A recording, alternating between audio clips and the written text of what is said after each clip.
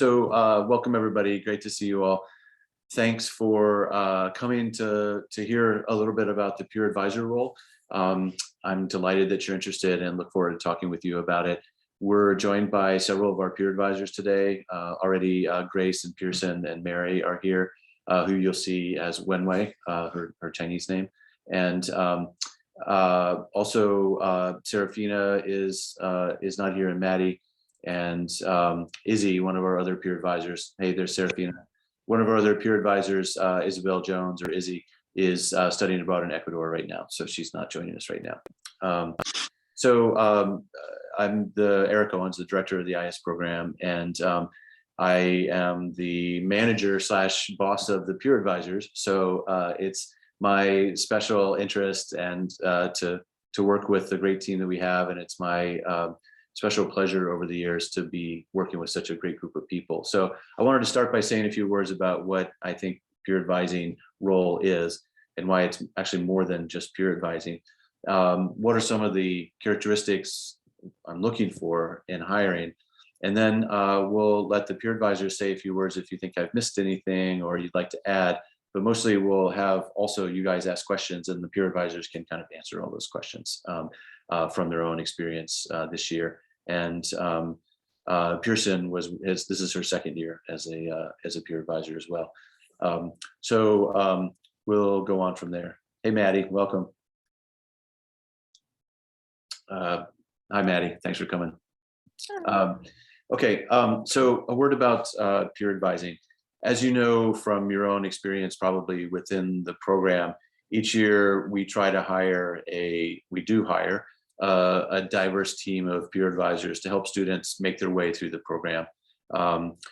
Our international studies major is complicated. You know that as majors, and the minor is a little more simple, but it also has its complexities.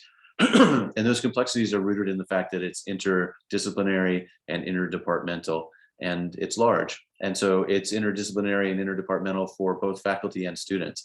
And that means there's a lot of moving parts, how courses are listed, et cetera, who's involved as a faculty member, or how students declare majors, all that stuff has a little complication to it.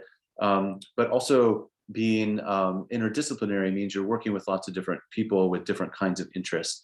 And so one of the most important things that we try to do in the program is to build a community together to where within that community, we are celebrating the rich, diverse interests that we have, but also helping one another find the pleasures and excitements and new avenues that come from interdisciplinary work.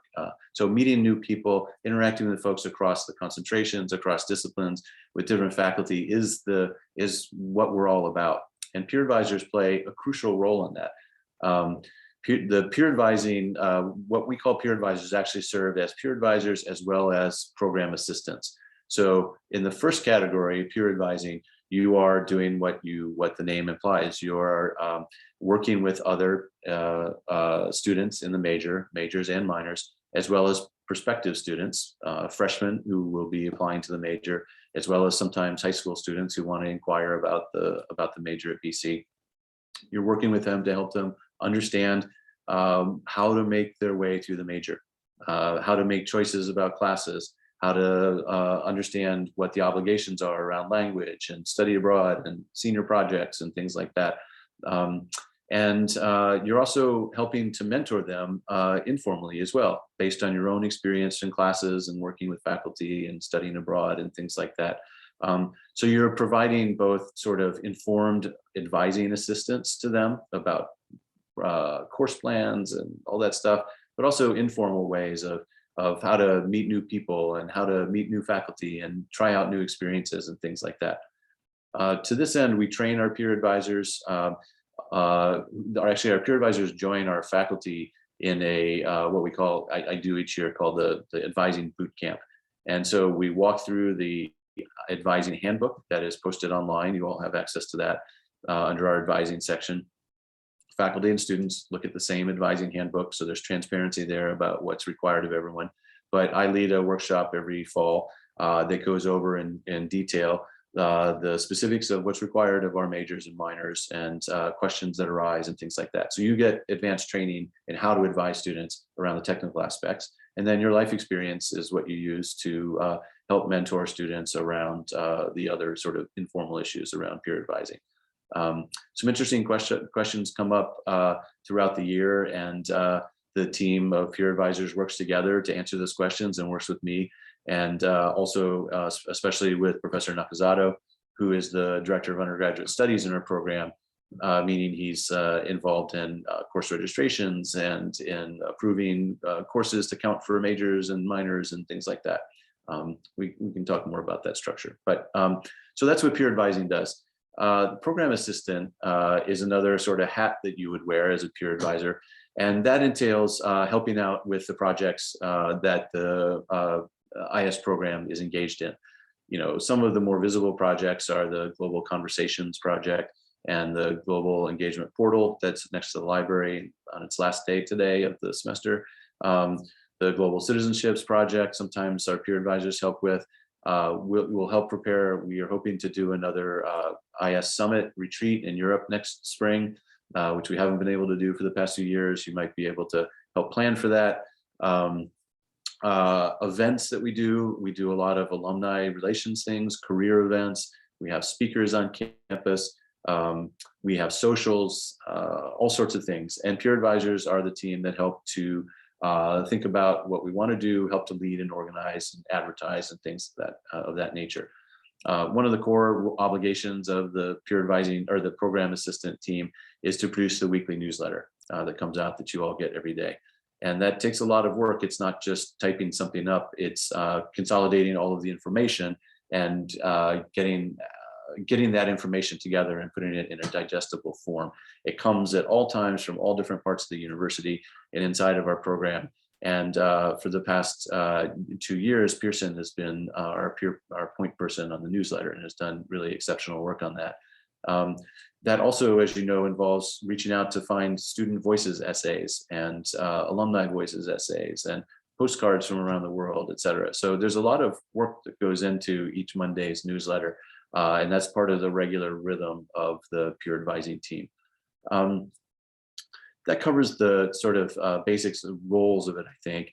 Practically speaking, we like to have peer advisors do office hours each day. At least one peer advisor do at least one segment of office hours in our office each day of the week, or 4 days of the week at least. So the students can come in and have in-person meetings. As we move through this pandemic experience, we're not exactly sure how much we're able to do in person, but in general, it's good to have people in person here at Connolly House at the headquarters of the IS program.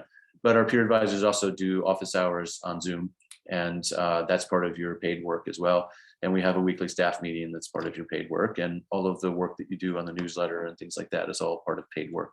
The work is paid at the rate that BC sets for undergraduate student workers, which is around $15 or $16 an hour.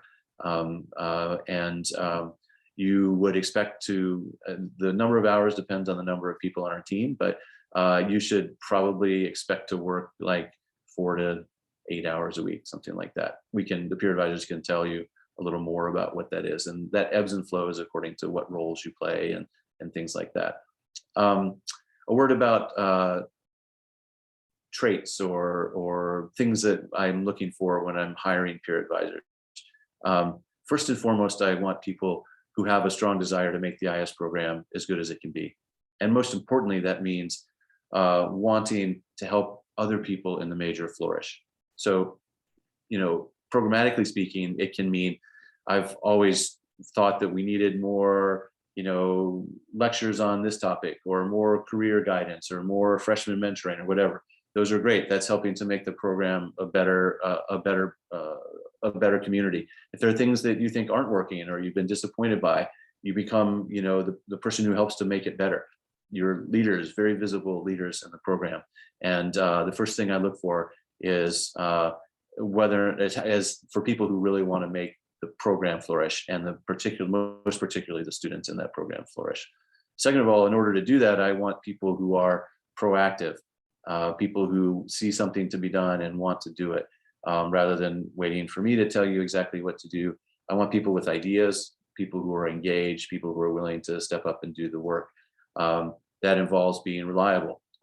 It's crucial that that you do what you say you're going to do, and that you do it with excellence, because that's the kind of person you are, not because I follow you around with, with a checklist, or that I, keep tabs on you every minute of the day. I'm not able to do that, but more importantly, I don't want to do that. We're here, all of us, to try to give ourselves to make this community better, and I want people who lean into that project. Third of all, I want people who are eager and interested in working as a team. We divide up a lot of the work through the peer advisors to say this person will be the point person in charge of doing this or that, but they're not the one who does all of the work on it. They're the one who's in charge of making sure it gets done. And then the rest of the team pitches in as needed to do different aspects of it. And each thing that we do that's big, people will help out in different ways according to their time and availability, et cetera. So you need to be able to work as a team and be and welcome that, not just see it as a problem. And finally, I'm looking for diversity on the team, diversity of international status, diversity of race and gender, diversity of concentration within the program, diversity of interests broadly. I want a group of people who bring a diverse set of ideas and interests into our program, and also are able to help a diverse group of our majors and minors flourish. So that diversity comes in all sorts of ways, but it's really important. And so language skills and all these things together form a package that we want our peer advisors to be leaders who represent the diversity in our program, but also help it to expand and flourish in that way. So that's the sort of general set of packages I look for when I'm hiring people. And sometimes in the end, it comes down to scheduling, whether or not who's able to work and things like that, a certain number of hours. But most frequently, I'm just really looking for the people who I think will bring a complementary group of skills and interests and backgrounds together to create a team that will do the best work for our program that's possible.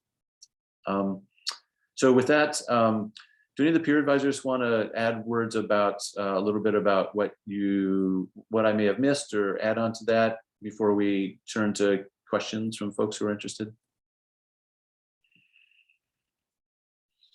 I think that sounded great. I've really enjoyed my time, and I think everyone else would tell you the exact same. So if this is something you're interested in and you just want to spend more time with the IS program, I think we would all just really recommend it. Yeah, and then jumping off of what Maddie said, I feel like the best part about it for me, at least, has been just how involved I've been able to be in the IS program. Like, obviously, we work closely with Professor Owens and other professors, which is also an underrated skill. I was asked about in an interview if I would be comfortable reaching out to people or working with people that are higher up in the organization. And I think this is a great example of how I've learned that skill. And then there's also just the obvious perk, which is that I'm really great at reading a degree audit and understanding the requirements, and then feel really in control of my own major, which is great. And yeah, like Maddie said, I've just really enjoyed my time, and it's been a great 2 years. Thanks, Pearson. Yeah, I can't stress enough. Oh, sorry, Mary. No, you can go first. I can't stress enough how many transferable skills like you pick up as a peer advisor, not only being able to connect with more people in the major or minors, and also like the faculty, like Pearson said, but I have been able to not only connecting with people in other companies or faculty at other schools, but also just a lot of great basic skills that I didn't necessarily have before. So there's just so many perks to being a peer advisor that I honestly can't recommend it enough. Even if you feel like your schedule is really busy, if you can find the time to be a peer advisor, it's going to advance your academic career leaps and bounds, I would say. Yeah, I was gonna say I really agree with what Pearson said about making this our own major. I feel like because we're able to put on a lot of events, like global conversations, global engagement, portal, and we have a lot of career conversations, and we bring different kind of speakers in. So I feel like it's really I really feel like we're able to shape our own major in a way that we can kind of shape what we do with the major, which I assume that because we're all here, we love our major a lot. So I think it's really a great opportunity for me to, I guess, contribute to the major itself because I like it so much, and also work with a fascinating group of people to make this major really diverse place to study. Thanks, guys. That's really thoughtful and helpful as always. I think we really do emphasize the fact that as leaders in the program, if you want something done, we should do it. Like if you want to have this kind of conversation, let's do it. If we want to invite this kind of career conversation or speaker, let's do it. We have some money constraints that are reasonable but not crazy. We have some time constraints around the semesters and spring breaks, but we have an enormous amount of flexibility as to what we can do to serve the needs and interests of people in our program. And as I think a number of the peer advisors have mentioned, you do get a chance to talk to some really interesting, cool people over the course of planning these events and doing this work, and see also the backside of the program, the working side of the program. And I think that reveals, hopefully, it makes you appreciate the program even more, the hard work that it takes to produce the things that make the major special. But also you see some of the decisions, the hard decisions that have to be made, or the directionality, the intentionality of the program that might seem arbitrary from a distance, but instead you see that it's things are built as a result of choices that faculty and students make together about things. So that sort of visibility, I think, is pretty interesting too. Grace, I'm sorry, I didn't. Do you want to jump in? I think what I've appreciated most is working with students individually, and just being able to, whether it is like planning their major or it's about, relating IS like their careers. I really enjoy those like one-on-one peer advising sessions like the most. And so I think in general, if you really want to help people in a different way and kind of have some impact, even if minor, on like their futures, or just letting them know what options are out there with the IS major, it's a really great opportunity to not only learn from your peers in doing so, but also kind of get to help newer IS majors do the same. Terrific, thanks. Okay, I think we've lifted up a lot of really great things. I'm sure you guys have questions too. What can we give you more information about?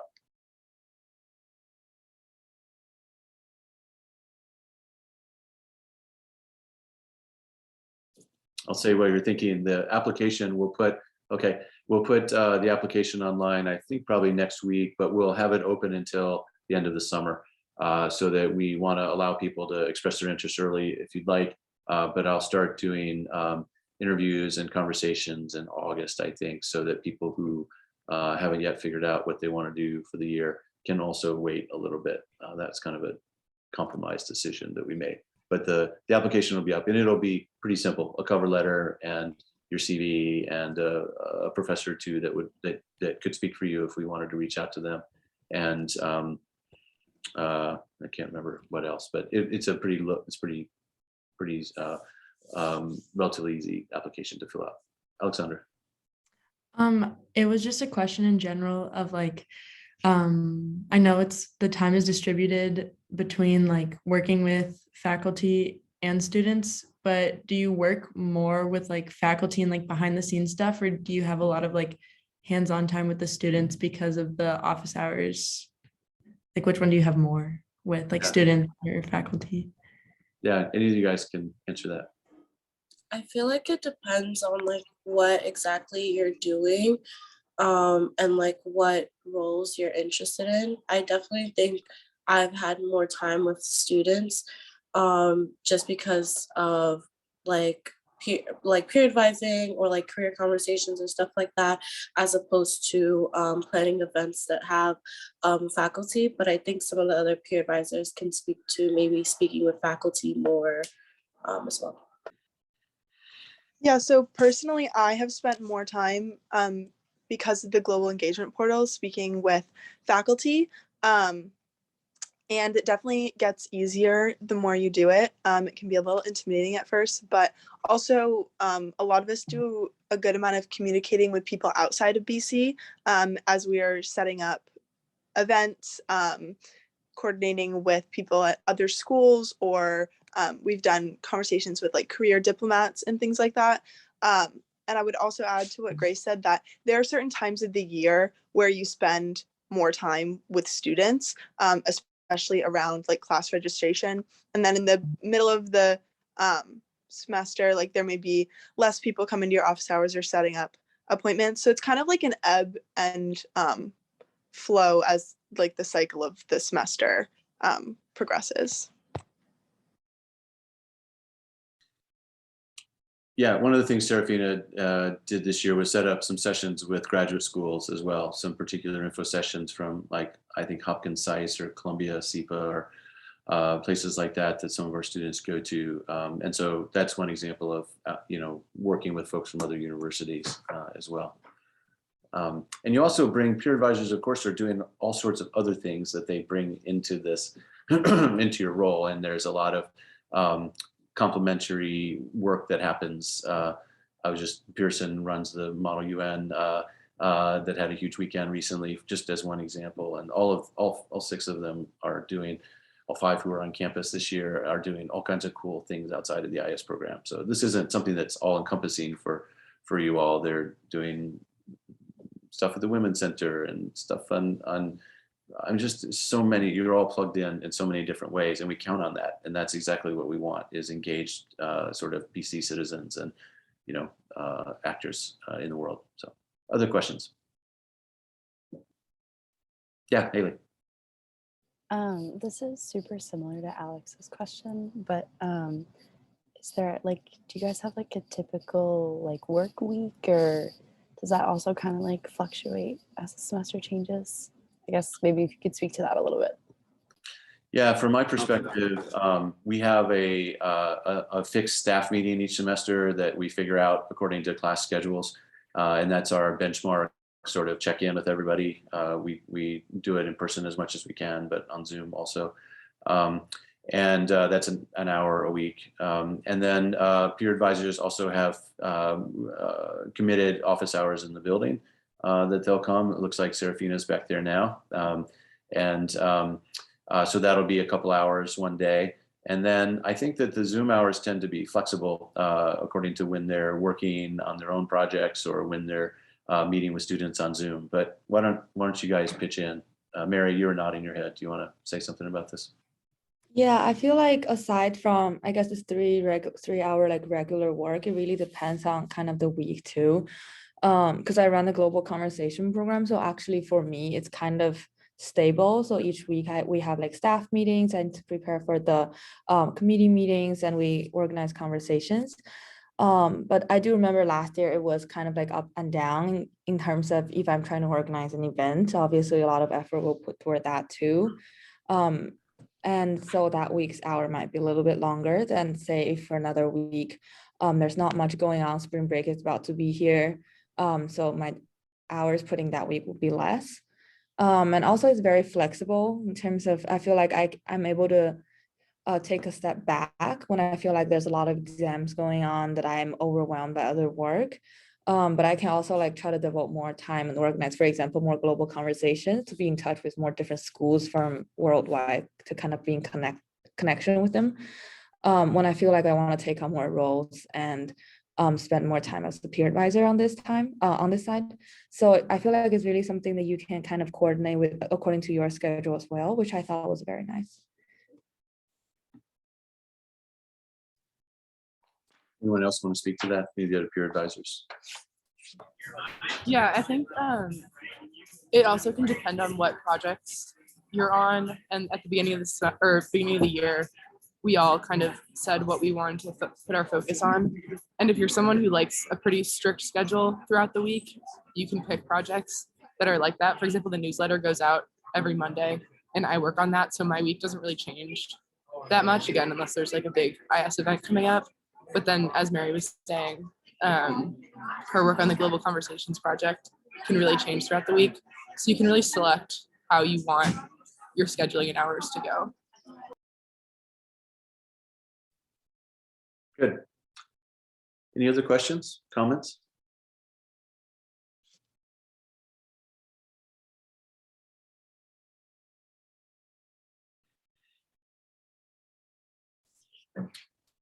Okay.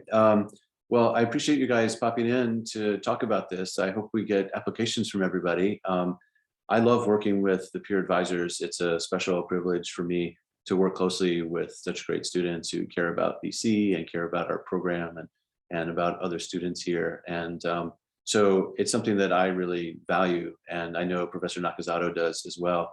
And you'd also be working with Ms. Joyce, who's Patty Joyce, who helps run the administrative aspects of registration and of course graduation requirements and all that stuff. And Joan Riley, who works downstairs, is our admin in the building. So there's a nice team atmosphere here, and we like to celebrate the good things and sustain each other during some harder times. And we really hope to be a community that's good for each other and helps you find new pathways out of here as you move toward the end of your time at BC. So as you all know from your time at BC, working with others is always the best way to find meaning in what you do. And that's why I think it's such a cool thing. So I'm glad to have to be a part of the peer advising project here, and look forward to hearing from you guys. We'll announce when the application goes up, and feel free to reach out to any of the peer advisors to talk more about it. Okay. Thanks guys for coming today. Hope you have a great afternoon.